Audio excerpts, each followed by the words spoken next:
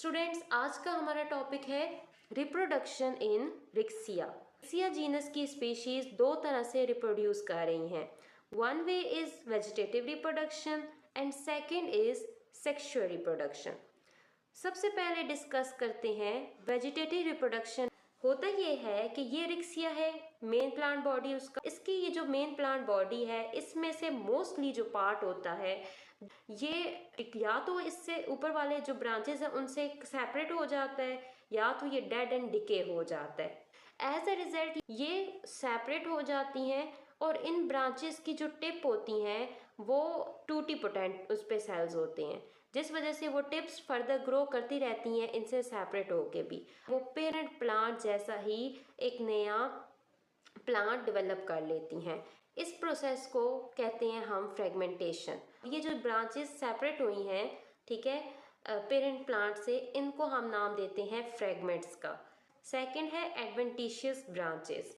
इसमें ये होता है कि रिक्सिया के जो सेंट्रल रीजन है थैलस का, उस पर डिफरेंट साइड से ऐसे करके ना ब्रांचेस सी बनती हैं।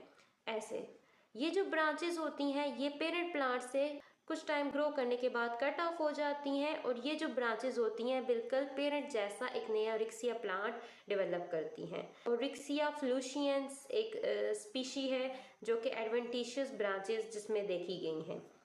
नेक्स्ट है ट्यूबर फॉर्मेशन। स्टूडेंट, जैसे कि आपको पता है पोटैटो इज अ ट्यूबर, क्योंकि उसमें सारा फूड आके प्लांट का स्टोर हो जाता है, पोटैटो प्लांट का। इसी तरह जो ये रिक्सिया की कुछ जीनस हैं जैसे रिक्सिया डिस्कलर, जो पेरेंट प्लांट होता है ना इनका, वो अपनी ब्रांचेस में फूड स्टोर करता है और उनके ऊपर छोटी छोटी ऐसी बर्ड्स एक ऐसे स्ट्रक्चर प्रोड्यूड होता है जिसको हम कहते हैं ट्यूबर्स। ये जो ट्यूबर्स होती हैं, ये जो फूड यहाँ पे आया है वो उनमें ट्रांसफ़र हो जाता है, तो यूँ इनमें फूड मौजूद होता है। अब सम टाइम जब अनफेयरेबल कंडीशन आती हैं ये ट्यूबर्स अपने पेरेंट मेन बॉडी से डिटैच हो जाते हैं और ये ज़मीन पे गिर जाते हैं। कुछ टाइम के बाद जब फेवरेबल कंडीशन आती है, मॉइस्चर इन्हें मिलता है, बारिशें होती हैं, तो ये जो ट्यूबर्स होते हैं ये जर्मिनेट करते हैं और एक नया रिक्सिया प्लांट बना देते हैं। ये तीन मेथड हैं वेजिटेटिव रिप्रोडक्शन के। स्टूडेंट, इसके बाद हम डिस्कस करेंगे सेक्सुअल रिप्रोडक्शन को। सबसे पहले स्टार्ट लेते हैं यहाँ से। ये थैलस है रिक्सिया का, ये गिमेटोफाइट है, ठीक है। इनमें गिमेटोफाइट स्टेज डोमिनेंट होती है, तो गिमेटोफाइट प्लांट बॉडी पे गेमेट्स लगते हैं। मोस्टली ये डाइशियस होती है, समटाइम ये वाली जो रिक्सिया है इसकी स्पीशीज मोनोइशियस भी होती हैं, यानी सेक्सेस सेपरेट भी होते हैं और सेक्सेस सेम प्लांट पे भी हो सकते हैं। रिप्रोडक्टिव ऑर्गन मोस्टली इनके डॉर्सल सर्फिक पे होते हैं, मीडियन ग्रूव्स के बिटवीन, और इनके जो रिप्रोडक्टिव ऑर्गन्स होते हैं ओल्डर नीचे वाली साइड पे होता है और जो नए नए बनते हैं वो टिप पे होते हैं। सबसे नया मीडियन ग्रूव के सबसे टॉप पे होता है। इनकी जो रिप्रोडक्शन है वो ओगैमियस टाइप है, मीन स्पर्म के पास फ्लैजेला है, एग के पास कोई फ्लैजेला नहीं है। स्पर्म मोटाइल है, एग नॉन मोटाइल है। सबसे पहले इन पे बनते हैं मेल रिप्रोडक्टिव ऑर्गन और female reproductive organ. Male reproductive organ को हम कहते हैं एंथ्रीडियम, फीमेल रिप्रोडक्टिव ऑर्गन को कहते हैं हम archegonium. Male reproductive organ mature form में पीयर शेप होता है, इसके सराउंड में जैकेट लेयर होती है और दरमियान की खाली जगह होती है जिसको हम एंथ्रीडियल चैम्बर कहते हैं। ये जो सेल्स होते हैं इनमें मेटामॉर्फोसिस होती है, मतलब ये अपनी शेप को चेंज करते हैं और स्पर्म की फॉर्मेशन करते हैं। जब इनके अंदर मेटामॉर्फोसिस होती है तो इनका ये जो सेल होता है, इनकी जो सेल वॉल होती है और सेल मेम्ब्रेन, ये म्यूसिलेज स्टिकी सब्सटेंस सिक्रीट करने लग पड़ती है। यूं इसके अंदर बहुत सारा म्यूसिलेज स्टिकी सब्सटेंस बनता है और साथ बीच में स्पर्म फ्लोट कर रहे होते हैं। जब वाटर इंटर होता है तो ये जो बाहर के सेल्स हैं, ठीक है, जैकेट लेयर सेल्स और यहाँ पे मौजूद डिफरेंट सेल, वो वाटर को एब्जॉर्ब करने लगते हैं अपने अंदर, जिसकी वजह से उनके जो सेल्स होते हैं वो टर्गिड और स्वेल हो जाते हैं और एज ए रिजल्ट अंदर प्रेशर इंक्रीज हो जाता है और इससे फिर ये इनकी जो बाहर की वॉल्स हैं वो बर्स्ट होती हैं, ठीक है, ये जैकेट लेयर बर्स्ट होती है और जो एंथ्रोजाइड है वो बाहर निकल आते हैं। यूं एंथ्रीडियम से स्पर्म रिलीज होता है। इसकी जो डेवलपमेंट है उस पर मैं एक सेपरेट वीडियो बनाऊंगी। स्टूडेंट, अब बात करते हैं आर्चिगोनियम की फॉर्मेशन की। इसकी डेवलपमेंट को भी मैं अपकमिंग वीडियो में बढ़ाऊंगी। मेन चीज़ है वो ये कि आर्चिगोनिया जब मेच्योर होता है तो बेसिकली ये इसका आर्चिगोनियल चैम्बर बनता है। ये जो पार्ट है ट्यूब्यूलर सा, इसको कहते हैं नेक। इसके ऊपर कवर सेल्स मौजूद होते हैं जो पहले बिल्कुल ऐसे जुड़े हुए होते हैं। 4 कवर सेल्स होते हैं यहाँ पे। दरमियान में ये जो ब्लू कलर के हैं ये नेक केनाल सेल्स हैं, और नेक केनाल सेल के सराउंड में जो सेल्स हैं वो नेक सेल्स हैं। फिर इसके बाद ये वेंटर आ जाता है, ब्रॉड शेप। यहाँ पे ये जो एग और वेंटर के दरमियान खाली रीजन है इसको हम कहते हैं वेंटर कैविटी। स्टूडेंट, मेन चीज़ ये है कि जब ना मिच्योर होता है आर्चिगोनियम, तो ये जो दरमियान में नेक सेल्स हैं ये डिसइंटीग्रेट हो जाते हैं। ये होता है दरमियान में खाली जगह आ जाती है। अभी ये कवर सेल्स आपस में जुड़े हुए होते हैं, ठीक है, बेशक ये डिसइंटीग्रेट हो जाते हैं।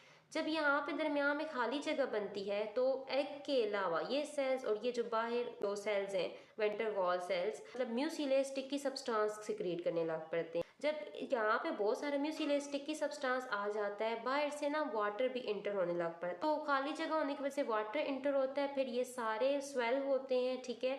तो स्वेल होने की वजह से जो कवर सेल्स हैं वो आपस में जुड़े हुए होते हैं, लेकिन उनमें जब वाटर बहुत ज़्यादा नंबर में आ जाता है तो फिर वो ऐसे रप्चर होते हैं।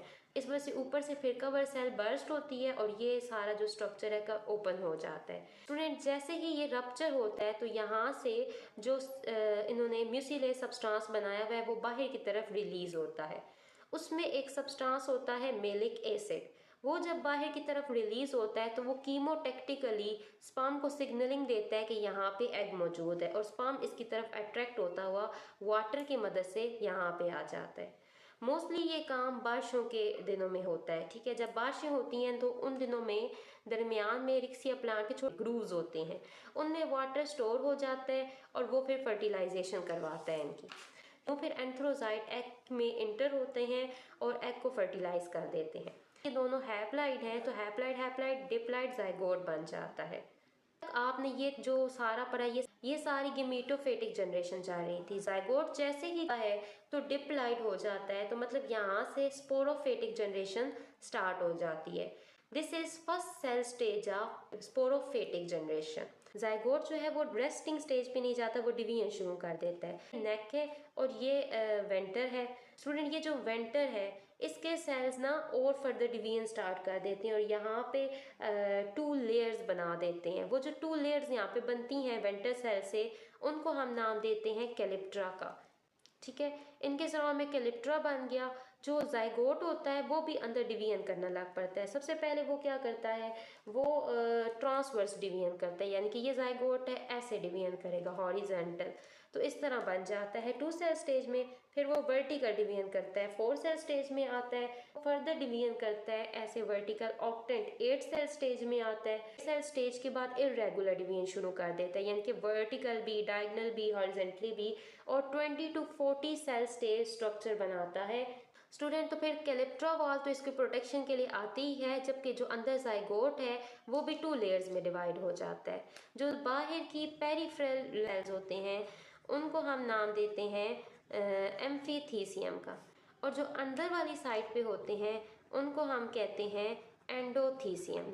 तो एम्फीथीसियम है जैकेट लेयर बनाती है इसके सराउंड में, और जो इनर एंडोथीसियम है वो बार बार डिवाइड करके ये जो अंदर वाले सेल्स हैं इनको स्पोरोजीनियस सेल्स में कन्वर्ट कर देती है। तो अंदर एंडोथीसियम सेल थे, ये स्पोरोजीनियस सेल में बदले, फिर sporogenous cell spore mother cells में कन्वर्ट होंगे।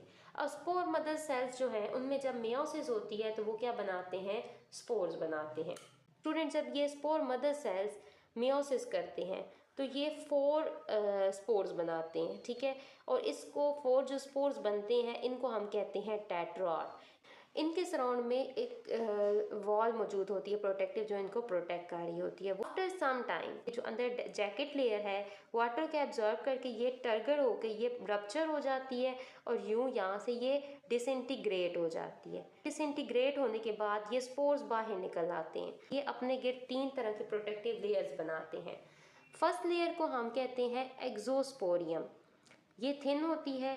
सेकंड को कहते हैं हम मीजोस्पोरियम, और अंदर वाली जो लेयर होती है उसको हम कहते हैं एंडोस्पोरियम। यहाँ पे जाइगोट जो था वो स्पोरोफेटिक वन सेल स्टेज थी। इसी तरह यहाँ पे स्पोर गिमीटोफेटिक वन सेल स्टेज है। यहाँ से मतलब गिमीटोफाइट जनरेशन स्टार्ट हो जाती है। जब स्पोर ने जर्मिनेट होना होता है तो ये जो आउटर लेयर है ये रप्चर कर जाती है वाटर को एब्जॉर्ब करके, ठीक है, और जो इनर लेयर है वो इस तरह करके एक स्ट्रक्चर प्रोड्यूस करती है जिसको हम कहते हैं जर्म ट्यूब। जर्म ट्यूब के ऊपर सेल जो होता है मौजूद होते हैं, वो डिवाइड करते हैं 2 से 4, 4 से 8, 8 से इस तरह 32, और एज अ रिजल्ट वो एक बहुत बड़ा सा पेरेंट थैलिस बना देते हैं जिसके नीचे वाली साइड पे सबस्ट्रेटम मौजूद होता है। यूं ये सारा रिक्सिया का लाइफ साइकिल चलता है। स्पोरोफाइट में जब स्पोर्स बनते हैं तो 4 जो स्पोर्स बनते हैं उनमें रिडक्शन डिवीजन होती है, यानी कि आउट ऑफ 4 3 स्पोर्स होती हैं उनकी डेथ हो जाती है, 1 स्पोर जो होता है वो सर्वाइव करता है। इसके बाद एक और चीज़ आपको बतानी थी, ये पूरा जो स्ट्रक्चर है क्लिप्ट्रा है, एंडोथीसियम, एम्फीथीसियम, ये जो सारा स्ट्रक्चर है इसको हम नाम देते हैं स्पोरोगोनियम का। गोनियम के अंदर बनते हैं स्पोर मदर सेल्स। फिर स्पोर मदर सेल्स क्या बनाते हैं, मियोसिस करके स्पोर्स बनाते हैं। तो यहाँ तक था ये सारा topic. So you understand this topic very well. If you like my video, please subscribe my channel and stay tuned with us. Allah Hafiz.